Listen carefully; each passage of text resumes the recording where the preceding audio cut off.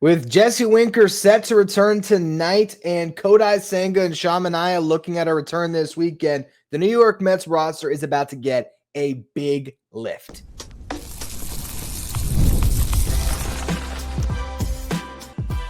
You are Locked On Mets, your daily New York Mets podcast. Part of the Locked On Podcast Network, your team every day. Hello to all you amazing Mets fans. You're watching Locked On Mets, part of the Locked On Podcast Network, your team every day. I'm your host, Ryan Finkelstein. I've been covering the New York Mets on this show since the 2019 season. This is the only podcast that covers the Mets 7 days a week throughout the regular season. If you want to find some of my written work, you can do so over at justbaseball.com, where I work as the managing editor. Today's episode is brought to you by FanDuel. New customers can get $150 in bonus bets when your first $5 bet wins. And the Mets are going to get a big boost to their roster this week. Jesse Winker set to be activated later tonight, barring some change from what we knew on Sunday. You have Manaea expected to make his final rehab start with Syracuse tonight as well. If all goes according to plan, he could start on Sunday for the Mets in Kansas City. And on Friday, Kodai Senga is expected to take the ball, making his return off the injured list in just 1 month after he pulled that hamstring. Now, Francisco Lindor made a comment that is going to rub Mets fans the wrong way. Just this idea is something that Mets fans will always push back on, but it's a sentiment that I agree with when it comes to what Francisco Lindor said about getting these guys off the IL. He says, quote, "It's almost like a trade deadline acquisition. Those are some really good guys we definitely need and miss." Now, Mets fans are going to hear that, and they're going to have the Wilpon bells ringing in their ears. Oh, we're past this. We're past the Wilpon era. You don't do that. You don't say that. That's what they used to say. And then they would never make any trades. Because that was the thing, right? Oh, David Wright's coming off the IL. That's your big deadline acquisition. But they didn't get that bat that they needed, right? Well, this is a different team. This is a different era. But at the same time, what Lindor is saying makes sense.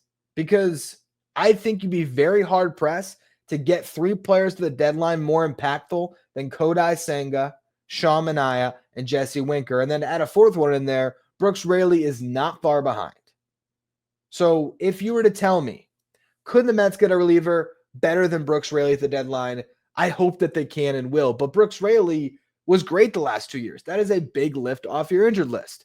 And when it comes to what you're getting this week, going into the season, Manaea and Kodai Senga, that was 1A, 1B when it came to your rotation. Those guys were supposed to be the 2 frontline guys. And what we saw this season from Senga was exactly that.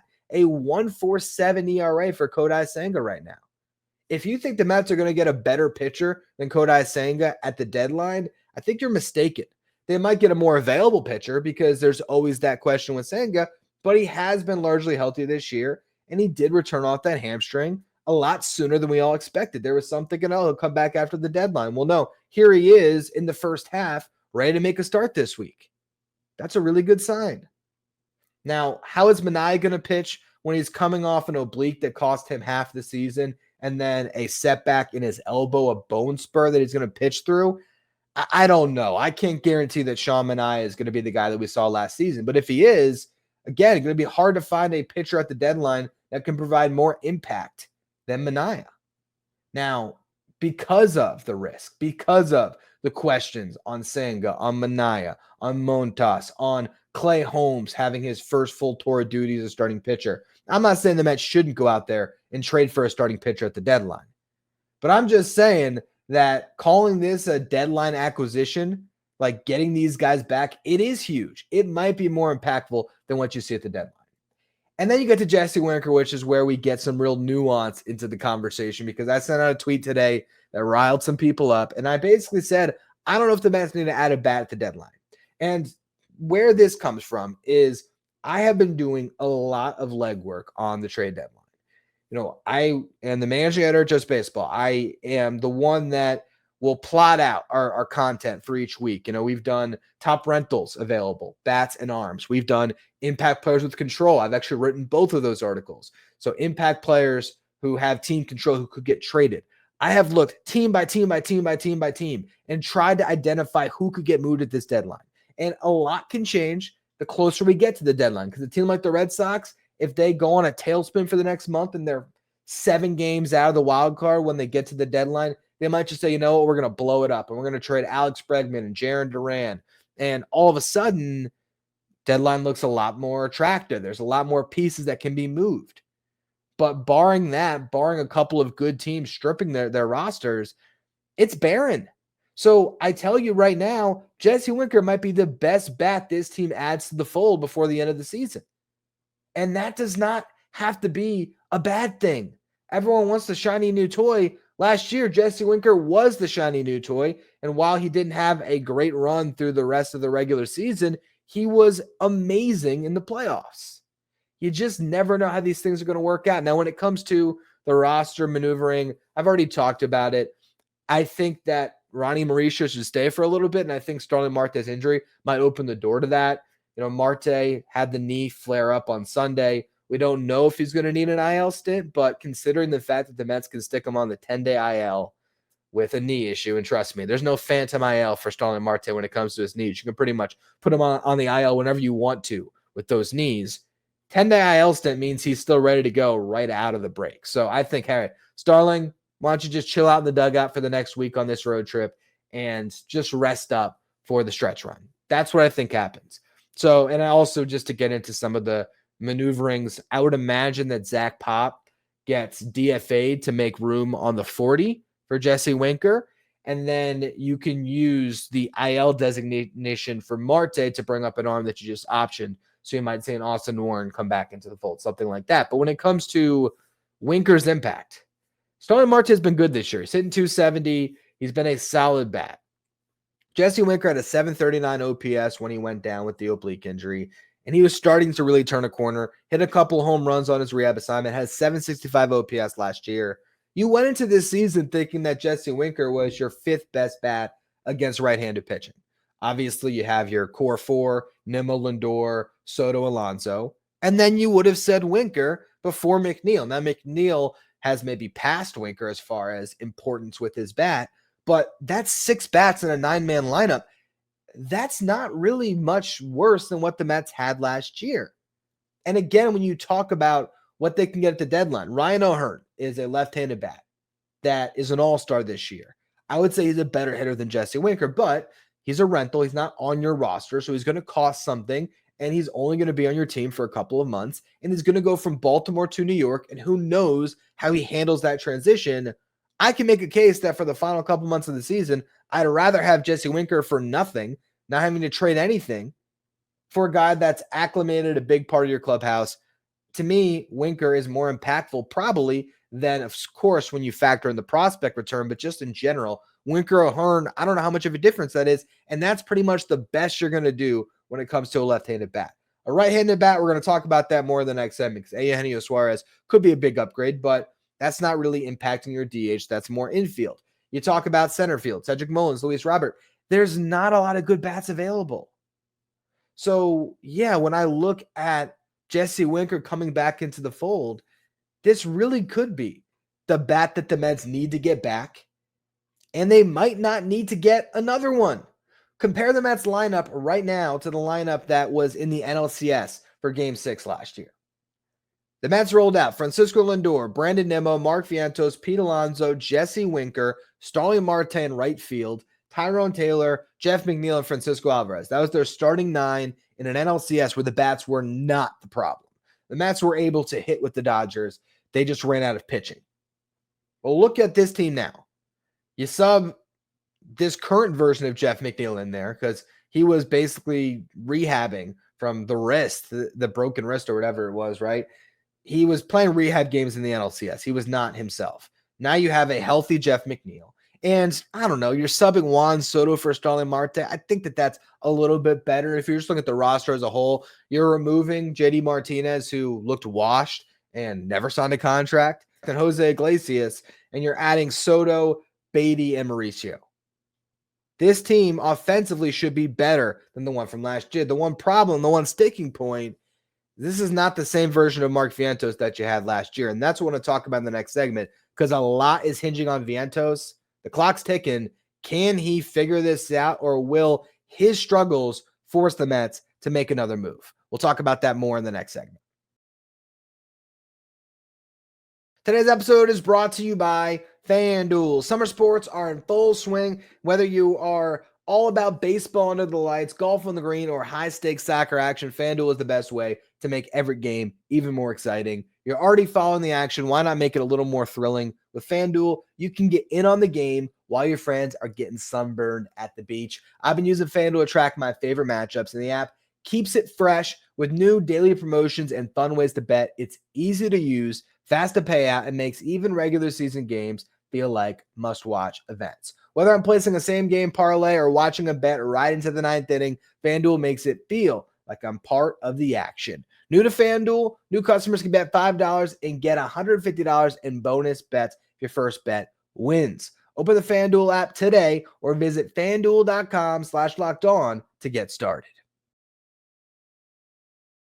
If you're watching on YouTube today, do me a favor and hit that subscribe button. Help us get closer to our next goal of 14,000 subscribers.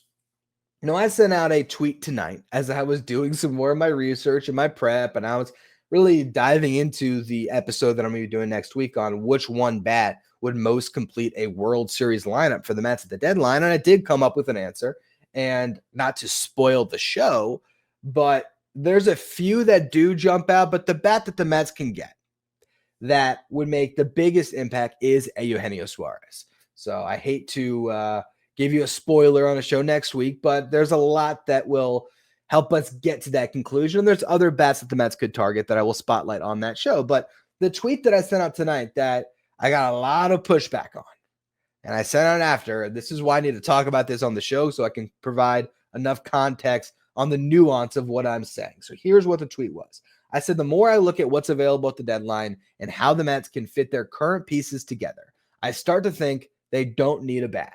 Can you bet on two of Vientos, Beatty, Mauricio, or Acuna being playable starters on a playoff team? I think the answer is yes. That's what I tweeted.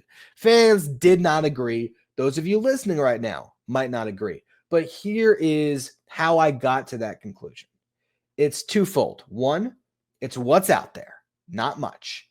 Two, looking at this lineup and realizing, sure, they haven't been great this season, but now you have Juan Soto hitting his stride. Now you're watching Brandon Nimmo hit his stride. You've seen Jeff McNeil hit his stride. Alonso's been great all year. Francisco Lindor has had his peaks and valleys, but you know you can go to the bank with Lindor.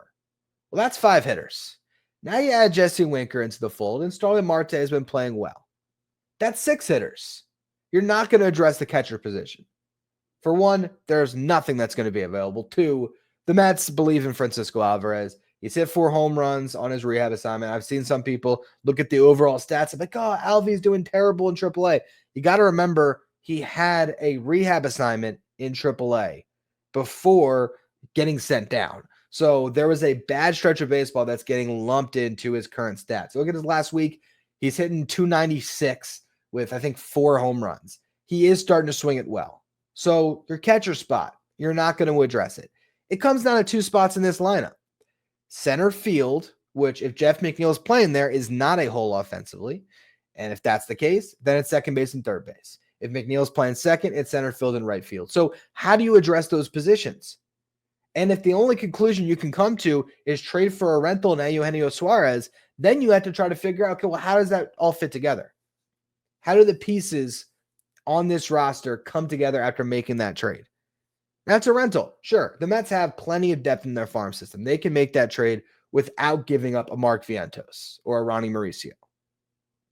But what is Mark Vientos' function on this roster if you trade for Suarez? A right-handed, not great defensive third baseman, better than Vientos, but a right-handed swinging power third baseman.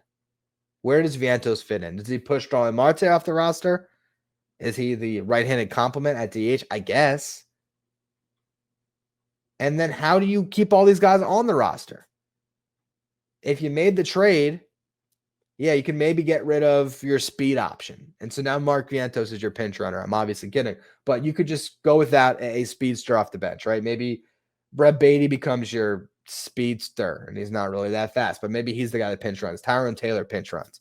Fine. You can buy time, get through August, roster expands in September, bring Acuna back, make it to the playoffs, and who knows? If Vientos isn't hit until then, maybe he's off the playoff roster. But if the Mets are going to sign Pete Alonso long-term after this season, I think there's a good chance that that happens. I don't think he's going to get a 7-year deal, but could Pete and the Mets settle on a nice 4-year deal after this? I think that's a real possibility. Who knows? What is Mark Vientos' function on this roster long-term? Because if you don't think he can play third base, he's always just going to be in that position where all the pressure's on his bat. So that's where I came to this dilemma, because I was thinking, what would I prefer? 4 years of Mark Vientos or 2 guaranteed months of Eugenio Suarez and hopefully a third month if you play deep into October? Yeah, trading for Suarez is the World Series or a bust move. Absolutely. But if it busts and Vientos turns out to be a star in Arizona, a great hitting environment, probably would be a good thing for him to just go to a place where, I mean, they have Josh Naylor now, but he's a rental. He could get flipped too. They could clear first base and he could just be the Christian Walker replacement. And just like Christian Walker found himself in Arizona and became a really good player for years, that could be Mark Vientos. So when you look at where this team's at, sure, if Mark Vientos looks like garbage for the next 4 weeks or 3 weeks, however many weeks you have left, I guess you have this one, you have the break, and then 2 weeks. So 3 weeks of games. If he does not show any sign of life, I understand considering moving him or moving for a better option at third base. But there's only one option, and he will make Vientos' function on this roster utterly useless. Now, I'm not saying that means you don't go after Suarez. Don't get me wrong. If Vientos shows no signs of life, if Beatty and Mauricio don't continue what I've seen over the last couple of weeks, which to me is some steady progression, I get it. But I also think that this is a team that is not far off from having a really deep and talented lineup. I think they're pretty much there. I have liked what I've seen out of Brett Beatty lately. I think he is on the verge of becoming a Ryan McMahon-esque third baseman. Ryan McMahon, I believe he won a Gold Glove. Let me check and make sure on that. But if that's actually a guy theoretically who could be traded for at the deadline, what's Ryan McMahon do for you right now that Brett Beatty doesn't? McMahon's got 12 home runs, but he's played more games, got more at-bats. I think if Brett Beatty was an everyday player like McMahon is, especially playing in Colorado, he'd have probably more than 12 home runs. Ryan McMahon's career OPS playing in Coors, so it's tilted, is 740. His career OPS plus is 91. So he's been slightly worse than a league average hitter. I think that's Beatty's floor now, where he's not going to kill you. He's going to give you a good at-bat. He's going to run into his home runs. He's going to give you great defense. That's not a bad starting player in the big leagues. Not everybody's going to hit 300. I mean, these days no one is. But not everyone's going to have an 800 OPS. And then you talk about the other spot. And I don't see a center fielder the Mets can get at the deadline that's worth a damn. I'm sorry, I don't. I see a couple guys take a flyer on, and that'll be a big part of the show next week. And yeah, if Byron Buxton gets moved, sure. But there's no guarantee that the Twins are going to do that. I mean, they never really sell the way that they should. Theoretically, sure. Go get Buxton. But are they going to move him? Who knows? So if you can't really trade for a center fielder, then that's going to be Jeff McNeil's role. And I think that's fine. I am nervous about the roster where you're a Jeff McNeil injury away from being kind of screwed. That part's not great. The fact that he's 33 playing center field all the time is not great, but I think they can mitigate that, and they are mitigating that by playing Tyrone Taylor some, by moving him in to play second base a couple times a week as well. I think a rotation of these guys can be fine, and I still really do believe that what the Mets have in-house, when you look at Beatty, Mauricio, Vientos, and Acuna, might just be enough to plug those 2 spots, especially when Jet Williams is tearing the cover off the ball in Double-A, and might work himself into the conversation if all of those guys flop.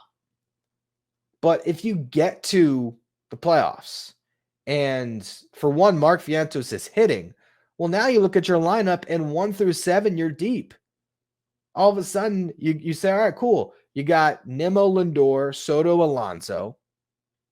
Maybe it's Winker, Vientos, McNeil, because McNeil is a guy that really does, I think, sometimes perform a little better lower in the lineup. It kind of gives you a nice little kick down there.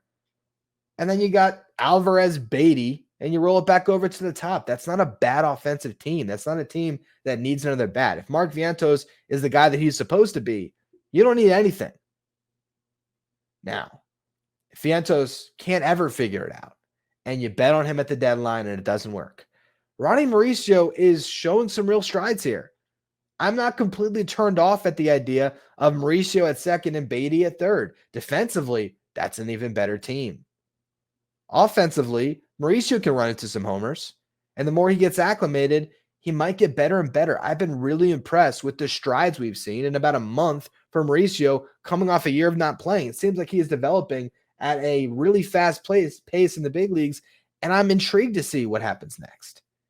And then worst case scenario, let's just say it doesn't work. Mauricio stops hitting. Vientos never does hit. Absolute worst case scenario, you could get to the playoffs and you can stick Acuna at second base, put Beatty at third, and just have an elite defensive infield. Or Jet Williams.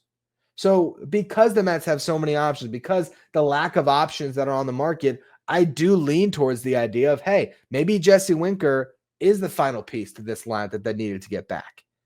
But really, for all that to happen, Mark Vientos has to show some signs of life. The clock is ticking on Mark because this was a guy that was sitting courtside all offseason at Knicks games at Madison Square Garden that was ready to take that leap to be a star. Maybe the pressure of that has gotten to him. Well, we've seen a lot of guys come out of the break and be different hitters. We saw Jeff McNeil do it last year. We've seen, even this season, Brandon Nimmo, Pete Alonso, Francisco Lindor, Juan Soto, all of these guys have hit some lows and they have found their way back to being successful. I don't think this fan base should be giving up on Mark Vientos right now. 3 more weeks of bad play, and it turns into a much bigger deal, and that's going to be a big part of the show. I think, when we talk about this next week, if you traded for Suarez and you gave up 4 years of control beyond this season of Vientos, you'd be in position to ask for an arm in that deal and expand the package. So that's going to be fun to talk about. But for right now, looking at this team, the way I'm viewing it, if Vientos hits over the next 3 weeks, maybe all you got to do is get some pitching at the deadline. But that is what we'll be watching for over these last couple of weeks to see what these guys look like and how that's going to inform the Mets decision makers come the end of this month. Should be a lot of fun, though, to see Winker back in the lineup and to see what this team can do at full strength, something that we haven't really seen all year, a little bit early on in the season, but Juan Soto wasn't Juan Soto yet. Now Juan Soto's back to being himself, and you have a longer lineup. I'm really curious. And actually, even thinking back to then, Jeff McNeil and Jesse Winker, were they both ever healthy at the same time? If there was overlap, it was very brief. So this is going to be great to see what the Mets can do. I want to talk about this upcoming series in Baltimore here to close out the show. We'll get to that here in just a minute. Today's episode is brought to you by Open Phone. If you're running a business, you know that every missed call is money left on the table. Think about the last time you had a service emergency like a burst pipe. The first plumber didn't answer. Would you wait? No, you'd call the next one. And that's why having a reliable business line is so important, and that's why you need Open Phone. Open Phone is the #1 business phone system that helps you streamline and scale customer communication, all from an app on your phone or computer. Your whole team can share one number and respond to customers like a shared inbox. No more who's handling this, and the AI agent handles after-hours calls and answers common questions and captures leads so you never miss a customer again. OpenPhone is offering Locked On Mets listeners 20% off your first 6 months at openphone.com/LockedOnMLB. That's OpenPhone, OpenPhone.com/LockedOnMLB. And if you have existing numbers with another service, OpenPhone will port them over at no extra charge. OpenPhone, no missed calls, no missed customers. If you're an everydayer that always tunes into the show, make sure you become a Locked On Mets Insider. This is our texting service where you get updates from me anytime news breaks in the Mets. You can ask me questions anytime, take part in our Locked On Mets sign photo giveaways, You need a lineup graphic sent to your phone each day so you know who's in the starting lineup without ever having to go on social media. If you want to be a Locked On Mets insider, find a link in the episode description. Go to subtext.com/LockedOnMets. Now, you look right now at the Baltimore Orioles, and you see a last-place team in the American League East, 40-49 on the season. You're thinking, okay, it's a bad team. But you look a little bit closer. Since they fired their manager, Brandon Hyde, on May 17th, this team has quietly started to right the ship and get closer and closer to 500. They fired him in the midst of an 8-game losing streak on a stretch where they actually started the month of May 3-14. But after that beginning, once their new manager started to get things going, was it Tony Mansolini, I believe his name is, something like that.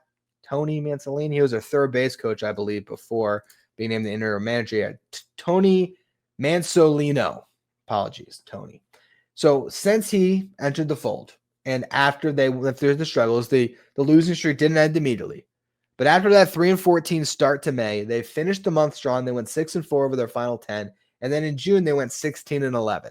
So they have been playing better baseball as of late. Over the weekend, they swept the A's, and they beat the Rays the weekend prior. In between those two series, they lost the series to the Rangers, and before they had played the Rays, they lost the series to the Rangers. So the Rangers might have their number a little bit, but still, this is a team that has been much more competitive as of late. They also had a game against the Rays where they scored 22 runs, so they have plenty of offensive firepower, and they're also finally healthy for the most part. They don't have Adley Rutschman or Gary Sanchez, their catchers, but Jordan Westburg and Colton Cowser are back and healthy. Those are two really impactful players that really moved the needle last year. I can't remember if Jordan Westburg was an all-star or not, but he certainly was fringe. And then Colton Cowser was a top 3 finisher in the AL Rookie of the Year voting. So might have even been the runner-up to Luis Gil. Those two guys really make a big difference. You have Jackson Holliday, who's having a nice sophomore season. Gunnar Henderson had a slow start, but is beginning to figure it out. Ryan O'Hearn has been strong for most of the year. So this is now a pretty decent lineup. Where they struggle is pitching. Actually, the last 30 days, it's been middle of the pack for the offense to maybe even top 10. They're just outside the top 10 in runs scored. They're within the top 10 in home runs. The Mets are actually 4th in Major League Baseball in home runs. Middle of the pack in OPS. The pitching, they're still like bottom 10, even closer to bottom 5 in ERA over the last month. They have not figured that part of it out. A couple guys have been good. Trevor Rogers has started to figure it out, making that trade less of a disaster, as the Marlins got what's now an all-star and Kyle Stowers out of that deal. But this is still a rotation that is very flimsy right now. And we're going to see that throughout this series. First game tonight, Clay Holmes versus Brandon Young. Young is a 26-year-old rookie. He's got a 7.02 ERA right now and a whip of nearly 2. It's at 1.98. Whip is walks and hits over innings pitched. If you're giving up 2 base runners an inning, you're going to give up a lot of runs. He did pitch well in the minor leagues this year across 7 starts, 5 in AAA, 2 in AA, 2.70 ERA combined. But again, since he's come out up, he has really struggled. He has not made it through 5 innings in a start yet, and he's allowed 3 or more runs in each of his 4 starts. So this is a guy the Mets should be able to hit. And Clay Holmes is looking to finish off a very good first half. He is a start away from finishing the first half with a sub-3 ERA. Granted, there is a chance that he still pitches on Sunday if Sean Manaea is not good to go. And they might even decide to have Clay Holmes pitch on his regular day, out of the bullpen, something that he's obviously very comfortable with. It could be a strategy to try to win that game. You never know. But bottom line, Holmes has been fantastic. And I think this is a good chance to maybe finish off his first half with a little exclamation point. And honestly, if I'm the Mets, I wouldn't even mind shutting them down for the first half after this one and not pitching them on Sunday if Manaea is good to go, because this guy could use a nice 10 days, maybe even when you really think about how you're going to line up your rotation. Another break, it could be even closer to not quite 2 weeks, but a nice little chunk of time where he can just rest up a little bit and get ready for the stretch run. Game 2 is going to be David Peterson, who's coming off a great start, against Tomoyuki Sagano. Sagano has been an interesting pitcher to follow this year. Early on, he was getting by with some smoke and mirrors. This is not a guy that has great stuff, and yet he had a 3.04 ERA after throwing 7 strong innings on June 3rd. It's my dad's birthday, against the Seattle Mariners. At that point in time, he was the Orioles ace. Since then, over his last 5 starts, he's given up 3 or more runs in each of those starts. In his last 2 starts, he's given up 13 runs. I believe it was 6 runs and then 7 runs his last time out. So Sagano has not been pitching well. Another chance for the Mets to maybe tee off a little bit. And then you get to game 3, where Charlie Morton, former foe or, division rival, is pitching pretty well now. You look at his season ERA, it's kind of the inverse of Sagano. Got off to a rough start, got a 5.47 ERA on the year, but over his last 7 starts, he has a 2.97 ERA. So that's going to be probably the toughest matchup of this series, especially because the Mets have yet to announce a starting pitcher. It could be Frankie Montas if the Mets wanted to. They could go that route. He would be ready to go on 4 days rest. Or, and I think more likely, it's going to be a pseudo bullpen game with Justin Hageman getting the start, and then you just sort of figure it out after him. I think that's more of a wise decision, probably, to go with Hageman if your bullpen is fairly rested after these next 2 games with Clay Holmes and Peterson getting the start. And I feel like Peterson is as close as the bullpen gets to off days when the Mets are playing, because he's the one guy that gives them length. So I could see the Mets being ready to go bullpen on Thursday, and then that sets up a really nice set of pitchers for their final series where you would have a legitimate starting pitcher in the middle. Not that Kodai, Senga, or Manaea are not legitimate, but they're not fully stretched out necessarily. So having Montas pitch on Saturday to break up those 2 guys could be a good thing. The other side of that coin, he'd be going a week between starts, basically. So I don't know if the Mets want to do that, but we will talk about that later on this week once we get there. Tomorrow's show, we're breaking down whatever we see in game 1. There's also been some minor league promotions that I do eventually want to talk about. Jonathan Santucci, Mets second round pick from last year, is now at the AA. That roster in Binghamton is absolutely loaded right now. It's probably the deepest, I think, team that the Mets have among their affiliates right now. When you just talk about top prospects, I think that was Brooklyn at the start of the season, but now a lot of those prospects have migrated up to AA. Jacob Reimer has got off to a great start up there. Benj is holding his own. So there is definitely a lot of Binghamton stuff that I want to talk about. We'll see if we can do that tomorrow or if it will come later on this week. I appreciate all of you for tuning in. Let me know in the comment section if you're watching on YouTube. Do you agree? Do the Mets need to go out and get a bat, or could they stand pat? How do you feel about that? Am I crazy? Feel free to let me know. And if you are listening on the audio side, please follow, rate, and review wherever you get your podcast. If you want to be a Locked On Mets insider, find a link in the episode description. Go to subtext.com/LockedOnMets. Thank you for making Locked On Mets your first listen or your first watch every day. Now for your second watch, check out Locked On MLB Game At, the show that'll take around all the action in Major League Baseball with insight from our local experts, as well as league-wide hosts covering it all for you. You can check out Locked On MLB Game Night on the Locked On MLB YouTube channel, as well as the Locked On MLB podcast feed.